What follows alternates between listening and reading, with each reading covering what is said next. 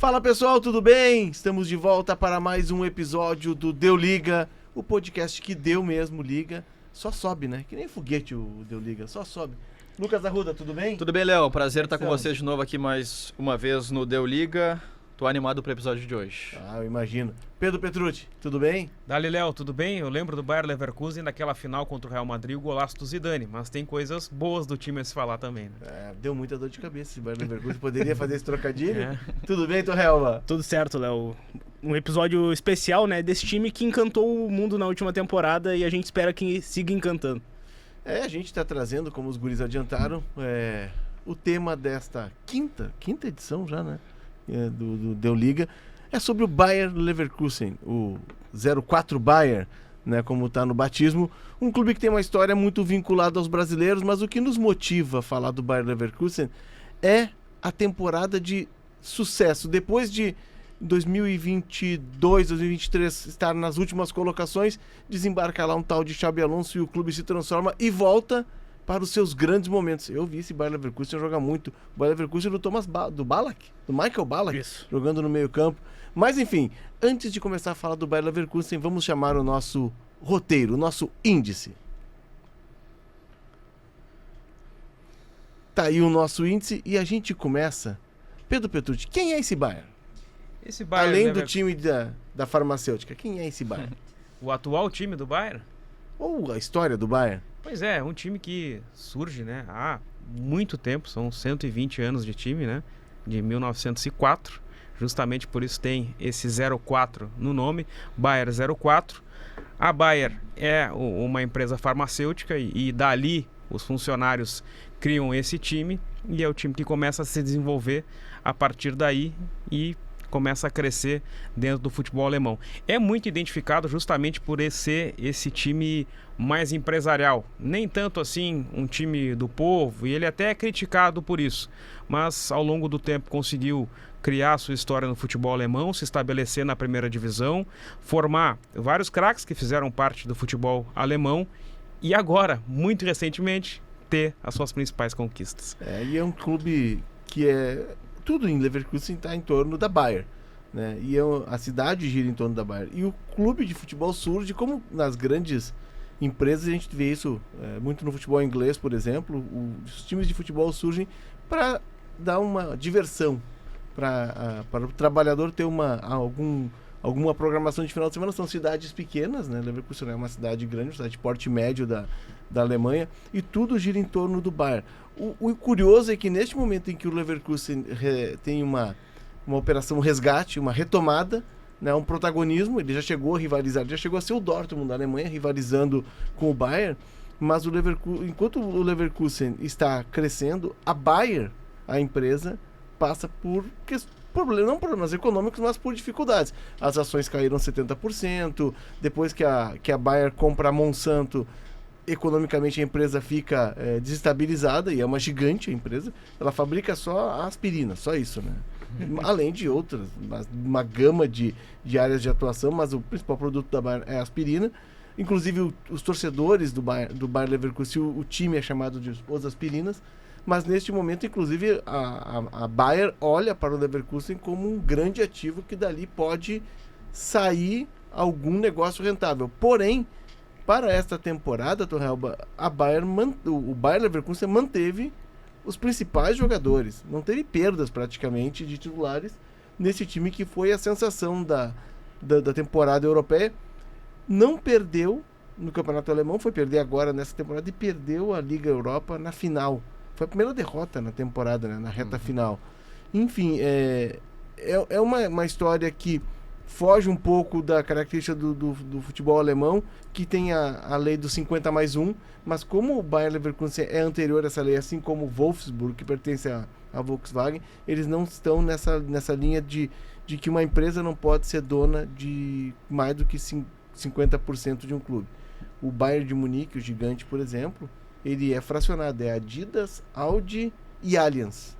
E a outra parte é do clube associativo. E o Bayern usa até o nome, né? Algo que o RB Leipzig, por exemplo, teve que dar uma maquiada. Ele pode até usar o nome. Porque o Bayern... ele é registrado o RB, com esse nome, né? Mas o RB é algo recente, né? que a Red Bull chega, compra um clube, ela escolhe um clube do leste, e isso é uma questão da Alemanha ainda. A Alemanha, mesmo depois da queda do muro, ainda tem uma diferença muito grande entre as cidades do leste e as cidades do ocidente. E ele escolhe de forma muito estratégica. A Red Bull escolhe, porque lá tinha um estádio, que foi o estádio de Copa do Mundo, em 2006, mas não tinha um time de força. E ela vai, de forma estratégica, potencializar o futebol ali. Mas o RB não é de... É Rasenball. Não é de Red Bull. Né? Deu essa mudadinha. Mas, enfim, é um clube que chama muita atenção pela história com os brasileiros, né, Torre? Com certeza. Até o clube chegou só na Bundesliga, que é o campeonato alemão, na década de 80. Eles tentaram, bateram na trave, chegaram a ganhar a segunda divisão, mas na época tinha o playoff mesmo assim. E daí começou até a história do Leverkusen, que nunca ganhava nada, que não conseguia o acesso, então eles conseguiram só nos anos 80, em 1980, e desde então nunca caíram. Flertaram muito com o rebaixamento, mas conseguiram se manter. O primeiro título foi em 88, isso daí deu uma virada de chave na equipe, que daí no final da década de 90 começa a ter brasileiros, jovens promessas do futebol brasileiro que acabam começando sua carreira na Europa nesse time, que daí tem 4 vices da Bundesliga, tem o vice na Copa da Alemanha e o vice da Champions League, que a gente mencionou no início do programa, para o Real Madrid. Mas são jogadores como o Emerson, como o Zé Roberto, o zagueiro Lúcio, o zagueiro Juan, tantos outros, né, que passaram por lá, e o Michael Ballack como essa principal referência técnica nesse início do século. Então é um time que conseguiu se moldar com brasileiros, e o que me chama a atenção é que nesse título da última temporada não teve nenhum brasileiro, né? Um time com essa história assim, basicamente não teve um brasileiro de destaque, mas é uma história verde e amarela nesse clube aí da Alemanha. Eu me lembro do Tita. O primeiro jogador brasileiro a jogar no Bayer Leverkusen que eu me lembro foi o Tita. Depois o Jorginho, o Paulo Sérgio jogou lá, o Paulo Rink, né?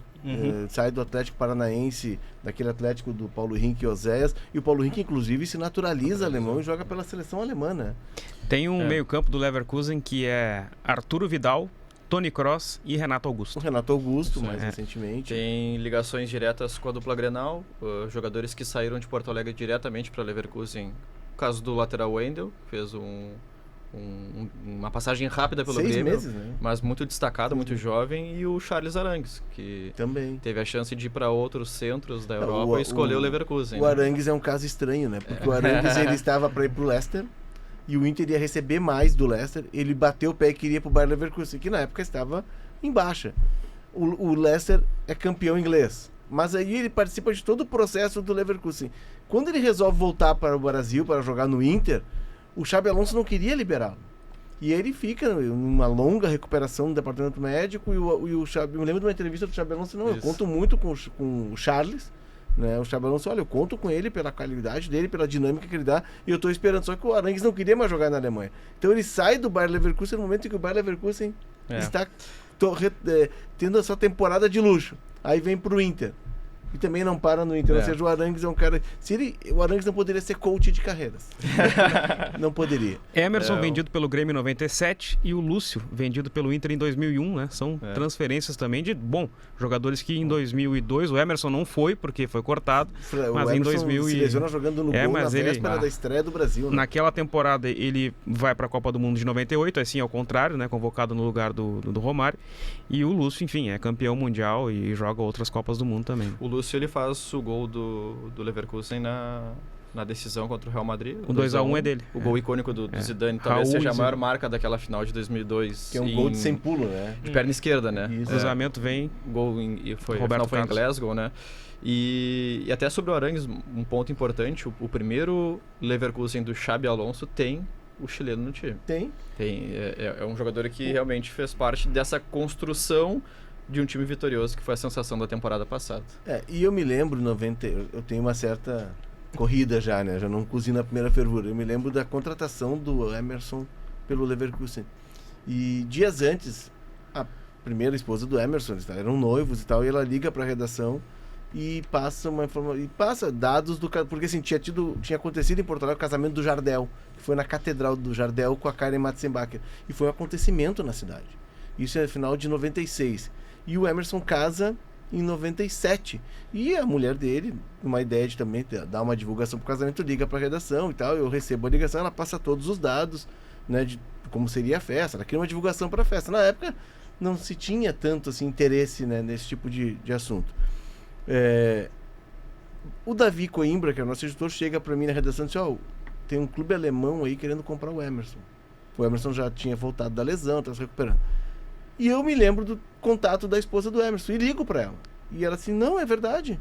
Ele, depois do jogo, não me lembro de um jogo Grêmio e Vitória, acho que foi pela Copa do Brasil, a gente foi no hotel, nos reunimos, estava o Rudi Voller, diretor, e veio um outro diretor, e ele vai usar a camisa 10, vai assinar por tanto. Ela deu todo o serviço.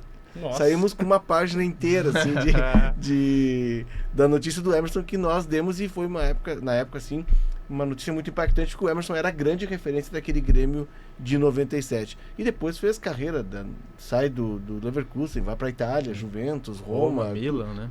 Milan, Real Madrid, enfim, é chamado de Puma, né? Puma. O Puma. Mas seguindo aqui, eu chamo agora Xabi Alonso. Quem é Xabi Alonso? Como é que joga essa máquina do Xabi Alonso? Primeiro de tudo, Léo, um jogador extraordinário na carreira. É um cara que era muito cerebral, tinha muitas referências de meio campo, bicampeão da UEFA Champions League, sendo uma delas com o Liverpool, naquela final extraordinária. Ele enfrenta o São Paulo, né? Em 2005, né? Sim. A final em Istambul contra o Milan foi extraordinária, 3-3. Gol dele. O Xabi Alonso faz gol.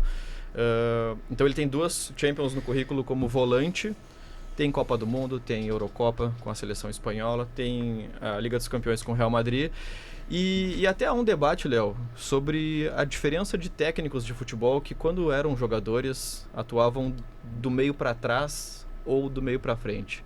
Como os jogadores que atuam dessa posição, de um camisa 5 para trás, têm melhores referências, tem uma inteligência acima da média em termos de comando de equipe.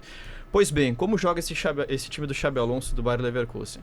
Hoje, para mim, é o time que melhor executa a formatação com 3 zagueiros e 2 alas. É impressionante o que fez e o que faz esse time do Xabi Alonso. No 3-4-1-2 ou no 3-4-2-1, talvez tenha sido o melhor time que desempenhou dessa forma depois do Chelsea do Conte de 2017.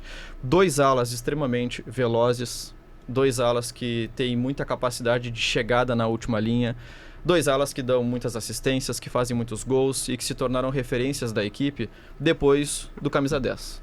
O mágico do time, um garoto de 20 anos. Então, assim, é um conjunto de fatores muito importante que começa lá nessa chegada do Xabi Alonso, quando o time estava na zona de rebaixamento. Isso é final de outubro de 22. Pouco antes da Copa, né? Outubro de 22. O Bayer Leverkusen estava na zona de rebaixamento da Bundesliga, tinha sido eliminado da Copa da Alemanha para um time inexpressivo e estava num grupo relativamente tranquilo na Champions League, que tinha o Porto, o Atlético de Madrid e o Clube Bruges. E ele era terceiro nesse grupo. Ele não se classificou nesse grupo, e o Atlético de Madrid também não se classificou. Ou seja, o time da Bélgica, que era o azarão, avançou e o Leverkusen ficou na terceira posição. Então, Léo, uma construção muito bem feita pelo Xabi Alonso, pelos seus companheiros de comissão técnica, que resultaram na temporada extraordinária de 23/2024. O Xabi Alonso, ele termina a carreira dele em 2017. Aí ele faz o curso da UEFA com o Xavi, são colegas, foram campeões do mundo em 2010, né, na África do Sul, naquela seleção mágica da Espanha, porque o Xabi Alonso tem trajetória de brilho no Liverpool. Isso. Né, e no Real Madrid. Né? E ele começa... Ainda contribui para um Bayern de Munique do Guardiola, né? Ele tem um tricampeonato da Bundesliga no Bayern de Munique. Isso aí. Mas ali não era tanto a referência, né? Perfeito. Mas um jogador de meio campo muito inteligente. Ele termina a carreira em 17, faz o curso e ele vai trabalhar no Sub-14 do Real Madrid. Nós estamos falando de 18, 6 anos atrás. Ele estava treinando o Sub-14 do Real Madrid. No ano seguinte ele vai para a Real Sociedad, porque ele é originário do País Basco, ele começou na Real Sociedad. Inclusive tem uma história dele e do Arteta, né? O técnico do Arsenal. Os dois amigos de infância, jogavam bola juntos quando criança, e eles vão agora se enfrentando num primeiro escalão. Mas voltando, e aí ele chega em 2022, nós estamos falando de um técnico que tem 5 anos de carreira e que o máximo dele tinha sido a Real Sociedad B. E ele assume a Real Sociedad B, leva ela da 4ª para a 3ª divisão, num time que já encantava. E aí tem o olhar do Bayer Leverkusen. Por que tem esse olhar do Bayer Leverkusen? Dando uma pesquisada aqui no organograma do Bayer Leverkusen, ele tem um comando espanhol. O CEO é o Fernando Carro Prada. E o não é o diretor esportivo, Fabiano Otto, diretor financeiro. Tá? Ele tem uma equipe totalmente de comando, com uma veia espanhola muito forte. E aí, esse Fernando Carro é o cara que bota o olho no Xabi Alonso. E o busca e aí começa a montagem do time. Como disse o Arruda, o Arangue estava nesse primeiro time. Olha como é que é o processo de montagem de um time. E o interessante desse processo de montagem não é que precisou ir ao mercado contratar. O Xabi Alonso ele soube aproveitar valências de alguns jogadores para mudar de posição.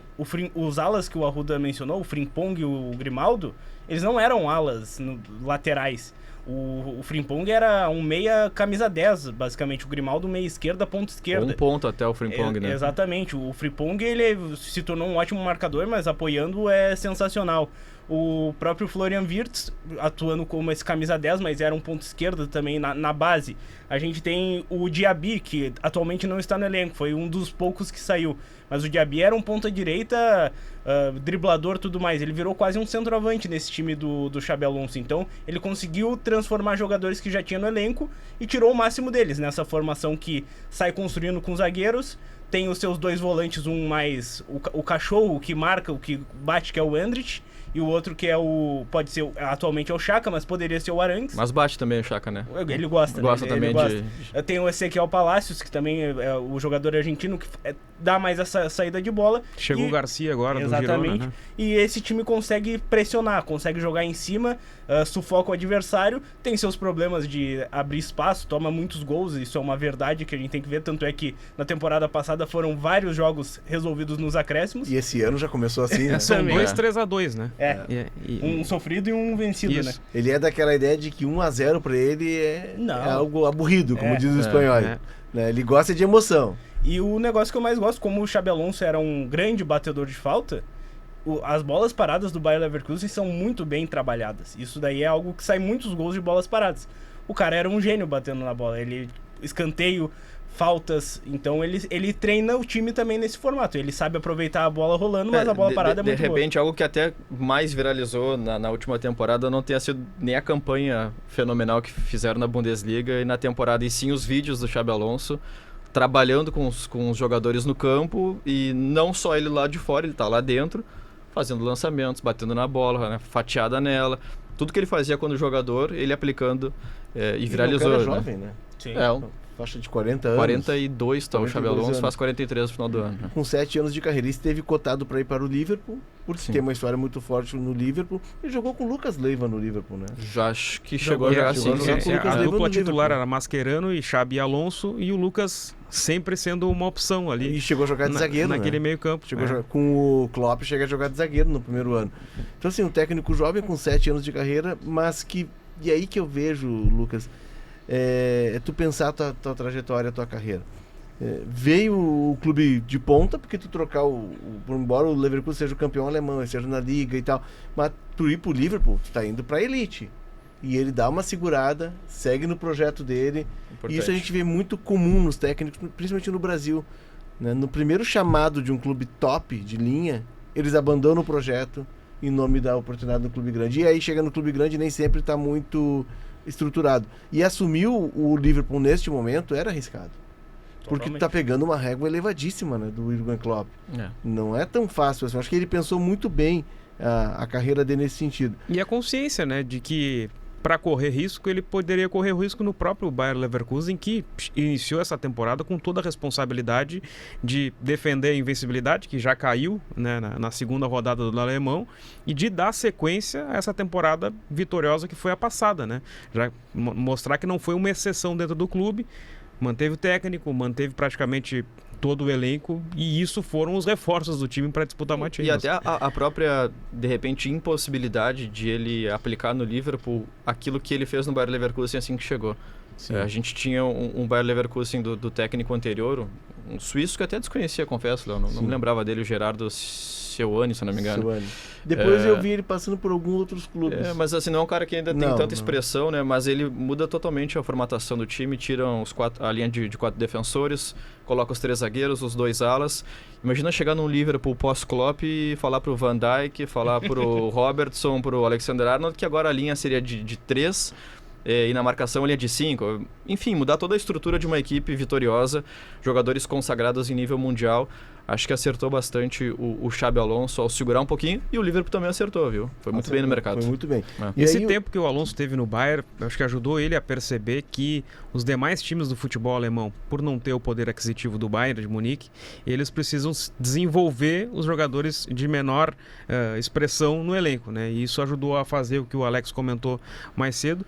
E eu acho que a percepção do Xabi Alonso agora é de colher esses frutos. Ele foi campeão, é verdade, já colheu bastante, mas agora ele tem Champions League pela frente, uma Champions League maior, com mais jogos, e a possibilidade de se desafiar mais também, para depois chegar a um time grande, né? Imagino que ele percebeu que ele tem tempo de ele vai vida, chegar, de carreira, né? para se ele vai desenvolver. chegar, né? Ele sabe que vai. Isso ele é o vai cara chegar. confiar no taco isso. dele. Ele sabe que vai chegar. Ele começa, né, a ideia que ele leva primeiro pro Leverkusen é com uma linha de 4, né? Um 4-2-3-1 ou um 4-3-3, que era o que ele usava na Real Sociedade. Logo depois ele muda e ele vai aperfeiçoando pro 3-4-3.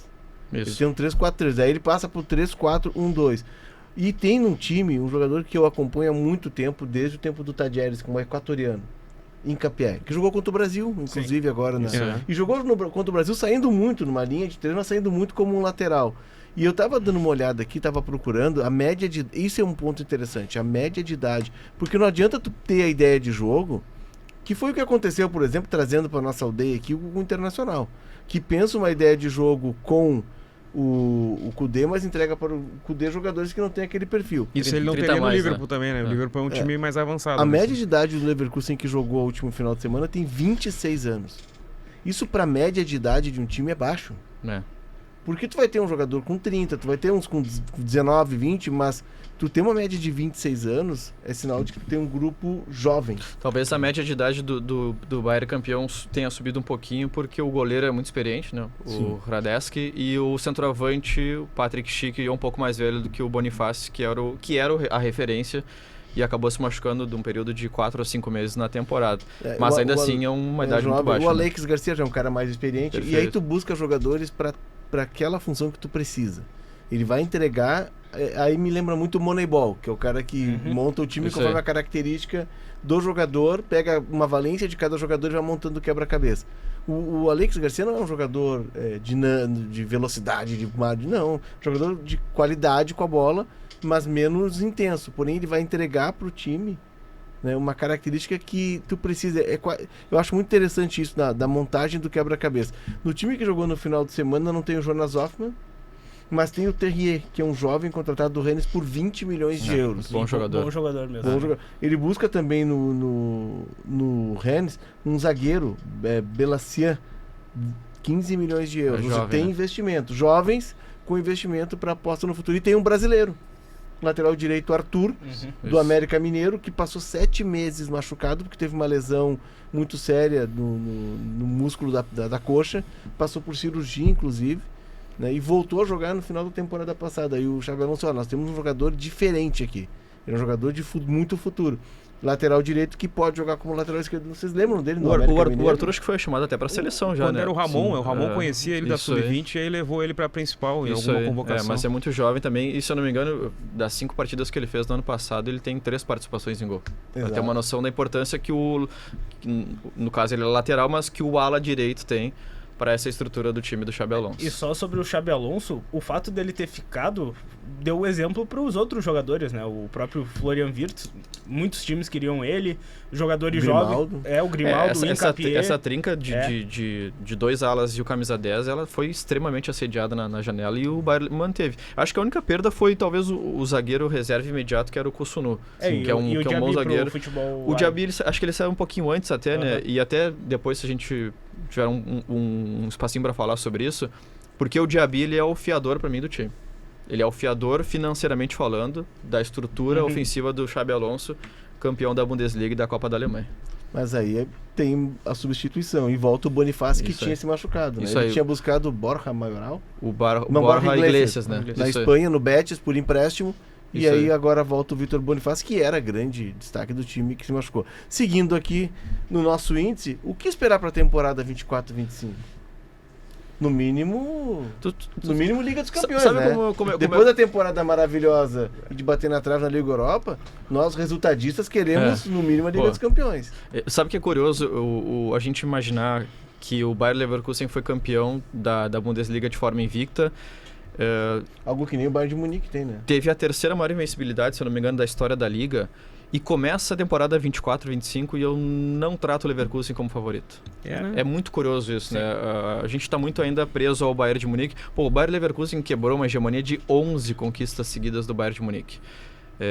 Mas mesmo assim, o time de Munique ainda para mim é o favorito. Mas acho que brigar por a segunda posição ou brigar até mesmo pelo título é algo que vai valer para a temporada. E a Liga dos Campeões é um grande objetivo, né? A Liga dos Campeões é uma chance, nesse novo formato que a gente já discutiu aqui no Deu Liga, tem uma possibilidade grande de avançar para as oitavas e a gente já sabe esse poder do Bayer Leverkusen no mata-mata. Em jogo decisivo o time cresce, em momentos decisivos cresce, tem jogadores que resolvem e a tabela é muito interessante desses 8 primeiros jogos. Tem jogos contra o Milan, contra o Liverpool, contra a Inter de Milão e o Atlético de Madrid, por exemplo. Além de um Feyenoord, que é forte na Holanda, e o próprio RB Salzburg. Que é um clube que está crescendo muito. São só bons adversários. Tem o não, Brest e o a tabela Sparta tá boa. Praga, que são mais tranquilos, mas igual é uma tabela bem complicadinha. É uma tabela complicada, mas vai ser complicada para todo mundo. Exato. E lembrando, né, os 8 primeiros, pela classificação geral, Isso aí. avançam direto e depois tem um playoff do 8 ao 24, do 9 ao 24. do 9 ao isso aí. 24, Isso. para ver quem avança aí para as oitavas Pra de jogar final. a famosa 16 avos de final, né? 16 Aqui não existe isso, Brasfoot. né, Léo? Não. Lá em Barcelona existia No bastante. Brasfoot. Né? 16 avos de final, exatamente. Léo, a gente comenta sempre sobre a dificuldade que um time médio, quando vai para a Champions League, tem na temporada seguinte, porque ele começa a ter jogos de maior qualidade, maior exigência e, por consequência, não tem um elenco farto para conseguir rodar e dar conta de Copa, Liga e competições mata-mata que vem pela frente. Só que ano passado o Leverkusen já deu a prova de que ele foi campeão alemão, sobrando, chegou numa final de Copa de Liga Europa, né? Eu ia falar Copa da UEFA, Liga Europa, e ainda chegou na final da Copa da Alemanha conquistando. Então, todos os jogos que ele podia fazer na temporada, ele fez. Ele disputou todas as partidas possíveis. Então, é uma prova de que pode fazer isso de novo. Com o mesmo nível, realmente é difícil. É difícil prever. A invencibilidade já caiu, perdeu na segunda rodada, que é a coisa mais difícil de se conseguir, né? Manter Perdeu uma de sequência. virada ainda, né? Perdeu de virada pro Leipzig de forma inexplicável, Estreia né? vencendo de virada, do Isso jeito aí.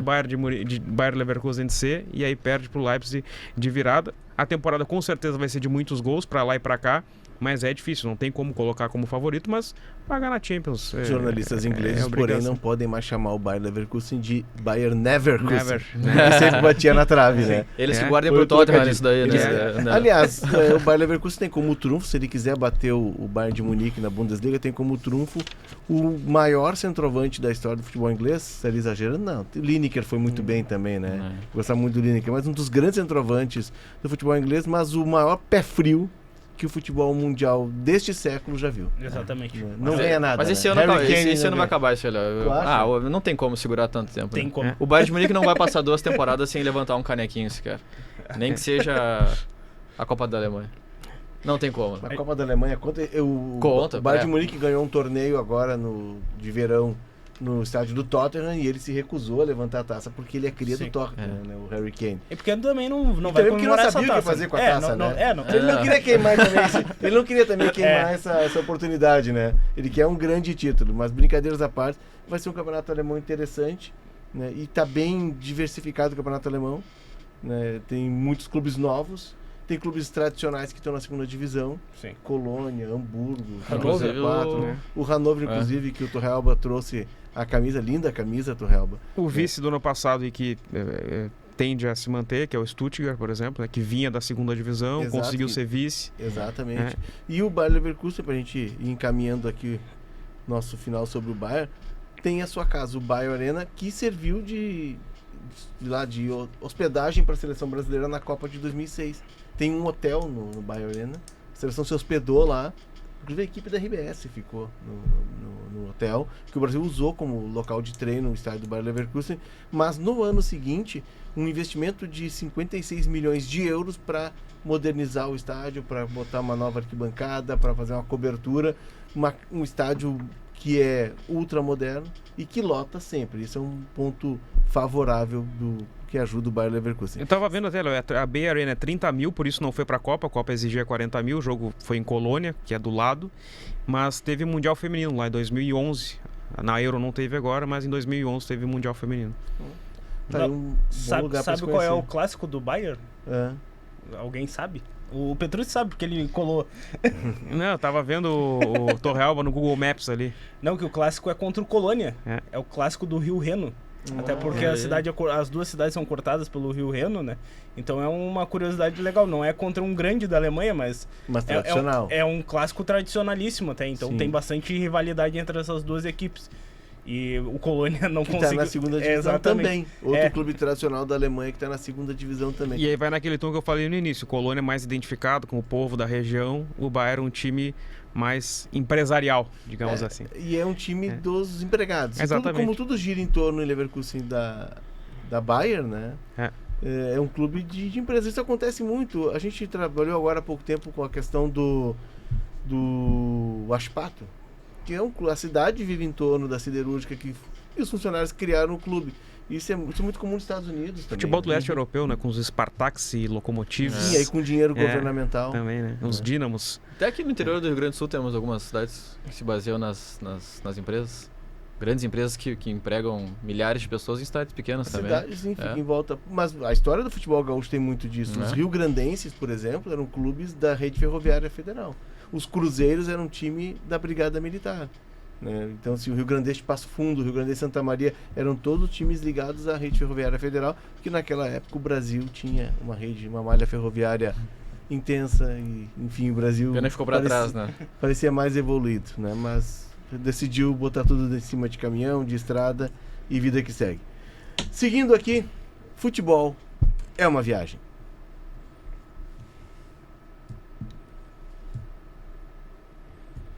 O futebol é uma viagem desta semana. A gente traz uma dica.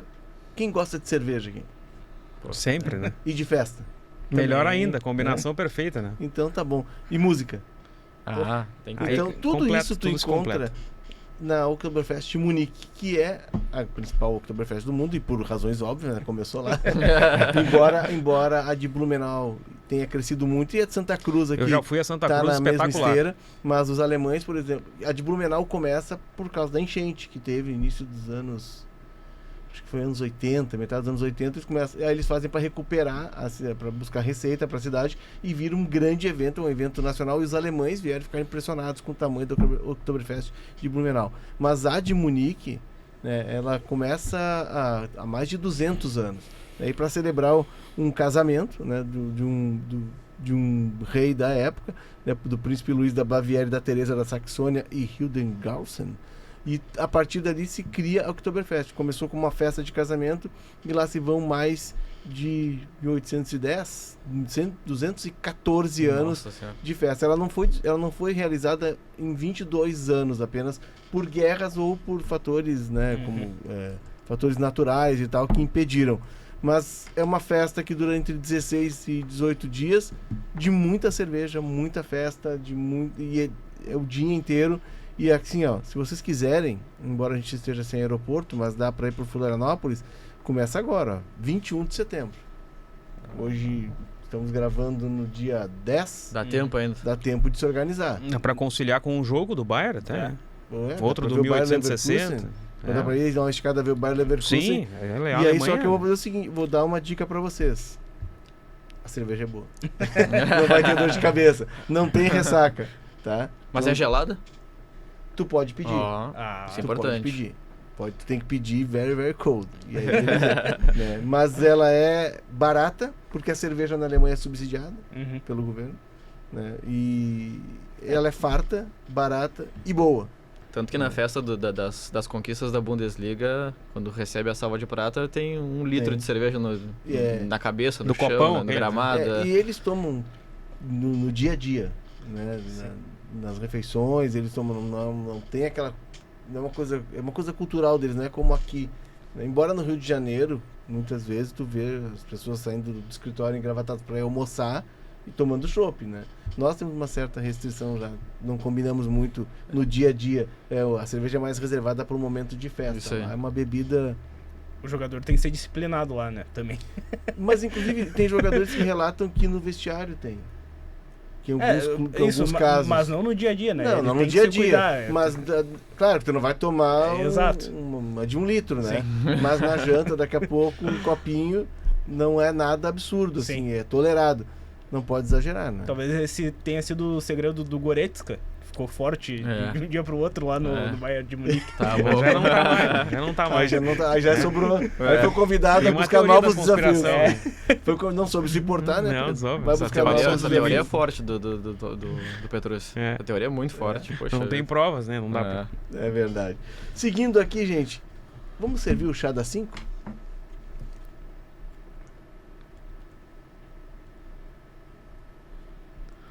O chá das 5 dessa semana é esse livro aqui que o Marcelo Silva, um jornalista, trabalhou no Globo Esporte Santa Catarina, de Itajaí, torcedor do Marcílio Dias, né, apaixonado por futebol, e ele faz o que todos nós queremos fazer. Ele reuniu turismo e futebol. Ele fez muitas viagens e todas com uma razão futebolística. E ele conta várias histórias de vários clubes. Ele se inspirou no livro 11 Cidades, que é um livro muito legal, do Axel Torres, um jornalista espanhol, que fez algo parecido na Europa. E o Marcelo tem viagens por todos os cantos do mundo. Ele ouviu o nosso podcast, né, no Spotify, e nos mandou uma mensagem no Instagram e disse, quero te mandar um livro e tal. Então tá muito legal, já dei uma olhada no livro do Marcelo. Tem histórias maravilhosas como essa aqui, ó. Aurora Boreal, carnes exóticas e uma gelada na terra do gelo sem sol. Ele foi a Bjork, na Islândia, ver um jogo de futebol e conhecer um pouco do país gelado. E assim tem várias histórias do Marcelo, tá muito legal o livro. E aqui eu tenho uma surpresa pro pessoal que acompanha o nosso podcast. O Marcelo mandou um livro para que a gente presenteie os nossos ouvintes, nossos seguidores. Então quem postar o comentário mais legal, e aí nós vamos montar aqui uma comissão de notáveis, que serão nós 4, mais a Janaína e o Nicolas, nossos editores. Então a comissão de notáveis vai escolher o comentário mais legal, mais diferentão lá no Spotify, e aí nós vamos presentear com esse livro do Marcelo, que olha, tá muito legal. Eu já comecei a ler, tá muito legal, e depois eu vou compartilhar eu quero, com a turma aqui. Me apaixonei pelo 11 Cidades, esse aí, você é 11 Cidades inspirado. é sensacional. E inclusive uma das... Acho que a quarta capa é escrita pelo cara que traduziu o 11 Cidades. Ele admite, o Marcelo, que se inspirou nesse livro do Axel Torres. Seguindo aqui, vamos pro cara da rodada, o MVP?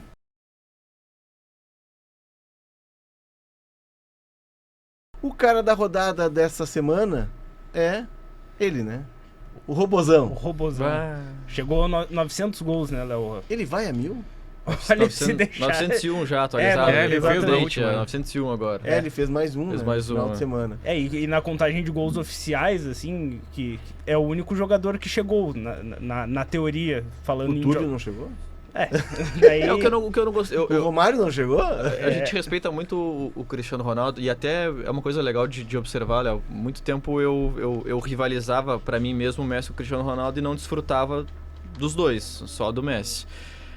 Mas o que eu não gostei do Cristiano Ronaldo, respeitando a trajetória dele e entendendo que ele é o craque da rodada, foi a declaração sobre ter todos os seus gols registrados, né? Ter todos os gols gravados em vídeo desde 2003, que é quando ele se profissionalizou, numa pequena alfinetada aos que não tiveram essa oportunidade. A tecnologia não existia, né, tão avançada naquela época, mas muito legal ver um jogador chegando próximo da marca dos 1000 gols. Acho que ele consegue fazer isso.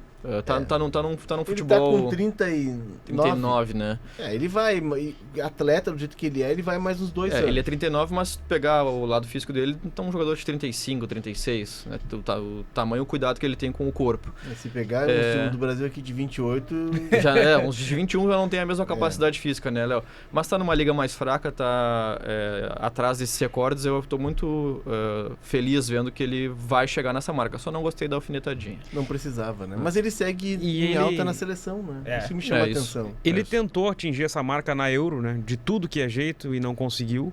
Ele não conseguiu nem marcar um gol na Euro. Seria o único a marcar em 6 edições, né? Isso aí. 4, 8, 12, 16, 21 e 20. Seria a sexta edição. Não conseguiu e deu pra ver que ele tentou de tudo, mas agora ele atinge a marca e vamos pensar que quantos gols por ano ele teria que fazer? Mais uns 30, para mais 3 temporadas. Cara, ele bota essa meta na cabeça e eu acho que ele vai conseguir. Ele já quebrou todos os recordes possíveis. Então tá, agora eu quero ser o cara dos 1000 gols. Eu acho que ele vai. Qualquer coisa vem pro Brasil jogar o estadual. Por exemplo, na última temporada da Arábia Saudita, ele fez 50 gols em 51 jogos. Então ele alcança até mais fácil se ele repetir. Né? Agora ele já tem 4 jogos e 4 gols no Al Nassr. Isso aqui que eu tenho uma grande interrogação. O que o Cristiano Ronaldo vai fazer depois que ele parar do futebol? Ele já virou youtuber, né? Ele já tá com o 10º maior canal da história do YouTube. Pois mas será que isso vai alimentar ele? Ele vai, vai ter que ir para outro esporte, porque a atividade física é um vício que ele tem, né? Toda a rotina que ele tem envolvida com o Anderson morou com ele, né? Quando o Anderson tava no United. Ele e o Nani. Ele e o Nani. Ele e o Nani. E o Anderson disse que ele é o Cristiano Ronaldo naquela época, nós estamos falando de 2007. 8. Ele disse que o Cristiano Ronaldo tinha uma academia em casa e que o Cristiano Ronaldo saía do treino, aí o Anderson, com aquela mentalidade mais descontraída de brasileiro, ele queria dar uma curtida. Tomava o banho dele, arrumava as tranças e queria voar as tranças. E o Cristiano Ronaldo estava treinando na academia própria. Então assim, o Cristiano Ronaldo tem um equipamento desenvolvido pela NASA, né, que só clubes de ponta tem, ele tem na academia dele em particular. Então isso é uma coisa que vem de tempo. E além de todo o equipamento, uma rotina, por exemplo, na série da Juventus ali, que por dentro da Juventus mostra uma cena em que ele precisa ficar 15 minutos exposto ao sol para garantir a vitamina, que aquilo ali vai ser bom para ele. Então, até toda a equipagem possível, mas ele usa a natureza também. E tem uma cena que ele cobra dos jogadores, né? Que era a Liga dos Campeões, os caras entraram meio mole no jogo e ele passa uma carraspana em todo mundo. Mas assim, depois de parar o futebol, porque ele vai vivendo de metas. O Cristiano Ronaldo não é o Messi. O Messi é um talento natural. Tanto que o Messi não tem nem altura para ser um jogador de top, assim, para ter essa qualidade toda. Ele tem uma desvantagem física, porém, ele com um talento que é natural dele. O Cristiano Ronaldo é um talento que... Eu me lembro do Cristiano Ronaldo quando surge no Manchester United, já pegando aquele Manchester do Alex Ferguson. Ele era Ronaldo, inclusive, não era Cristiano, era Ronaldo. Quem é esse Ronaldo? E na época o grande Ronaldo era o Ronaldo Fenômeno. E o Ronaldinho também, né? E ele era um driblador, um extrema driblador. E ele evoluiu a tal ponto e evoluiu fisicamente que ele se tornou um jogador de ponta para bater com o Messi, que é um talento natural. O Cristiano Ronaldo não tem esse talento natural. Não, e desenvolveu as aptidões físicas, sai de uma figura de ponta esquerda driblador, muitas vezes enfeitado, mas era eficiente, para virar um centroavante de altíssima linha. Talvez o Cristiano Ronaldo tenha sido, na sua época, ali, o melhor centroavante do mundo, e culmina em gols em finais de Liga dos Campeões e aquela cabeçada extraordinária contra a Juventus, que ele sai 2 metros de altura. A bicicleta, né? A bicicleta. Isso, mas tem um de cabeça também que ele sai algo inexplicavelmente do chão. Mas ele se construiu, ele se moldou também para ser um grande jogador. Tomara que chegue, Léo, nos 1000. Tomara que chegue, mas é uma obsessão. Eu tinha calculado 3 anos, mas eu fui ver, ele fez 50 na última temporada. Mais 2 então, ele resolve a ele já bronca, tem, né? se ele fizer mais 50 agora... E ele não se importou de ir para a Arábia Saudita, porque ele colocou metas próprias. Sim. E a Liga tá em ascensão, né? A Liga tá ganhando visibilidade. Tudo bem, ele poderia ter a vaidade, não vou jogar num mercado menor. Eu achei que ele voltaria para Portugal, inclusive. Achei que o Sporting seria o caminho de retorno dele. Mas se faltar um gol para terminar os 1000, ele vai pro mas time ainda da bem Ilha que da tiraram Madeira, aqueles amistosos amistosos estranhos da Europa contra Liechtenstein, São Marino, Luxemburgo. Aí agora dificultou um pouquinho o processo para ele, né? Mas mesmo assim, tu vê que num ambiente de seleção, embora na Copa do Mundo ele foi reserva, E na Euro ele não conseguiu fazer gol, porque ali tu dá uma filtrada.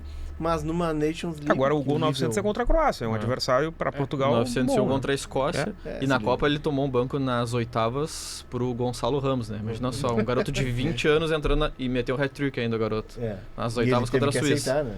6-1 contra a Suíça. E na Copa de 2022, o que se via lá no Catar, as pessoas não estavam indo ao estádio para ver as seleções.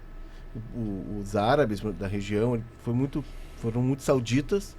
Tem muito indiano, tem muito paquistanês, tem muita gente da Ásia trabalhando ali, de outras regiões da Ásia, mas as pessoas iam para ver Cristiano Ronaldo e terminavam os jogos, era um canto de Cristiano Ronaldo no metrô. Eles queriam ver o Cristiano, é ele que mobiliza, ele e o Messi. Isso é um ponto que a gente pode tratar aqui no Deu Liga, que os grandes ídolos não são os clubes, a atenção não é dos clubes, não é das ligas, é dos jogadores. Esse público é mobilizado pelos jogadores, por grandes estrelas. São elas que movimentam tudo isso. A gente fala muito de liga e de campeonato. Era isso? Era isso. Ficaram com dor de cabeça? Tome uma aspirina. Né? Se é Bayern, é bom. Todos os trocadilhos possíveis. Eu até cheguei aqui no estúdio, passou. Passou? Era ansiedade Era ansiedade? Pré-programa. Acho que é a proximidade com a aspirina especial, te né? resolveu. Gente, chegamos ao final. É o nosso primeiro programa no YouTube, mais programas desses virão, a gente espera, né? Agradecemos aí a companhia de todos. Estamos no Spotify, estamos no YouTube, estamos no SoundCloud, estamos em GZH, estamos em todos os cantos. O Deu Liga tem a produção da Janaína Iri e do Nicolas Lira, a técnica e edição de áudio é do Leandro Carvalho e da Ana Ruff. Artes e vinhetas, essas artes maravilhosas que vocês viram da Tatiane Ribeiro. Eu sou o @Leonardo Oliveira, @Pedro_Petrucci, @AlexBetorrealba e @ArrudaLuc. Arruda LUC. E o Walter, que não veio, não tem arroba, então não merece ser citado. Não compareceu, não tem arroba, não vai ser citado. Falou em vídeo, o Walter fugiu, né? Fugiu? Não, mas ele vem. Siga o Deu Liga, nossa plataforma de áudio preferida. Deixe as 5 estrelas, não esqueça de deixar as 5 estrelas, é muito importante. Ative o sininho, porque toda semana tem episódio novo para receber a notificação sempre que estiver no ar. Nós ficamos por aqui, até a semana que vem. Valeu, tchau!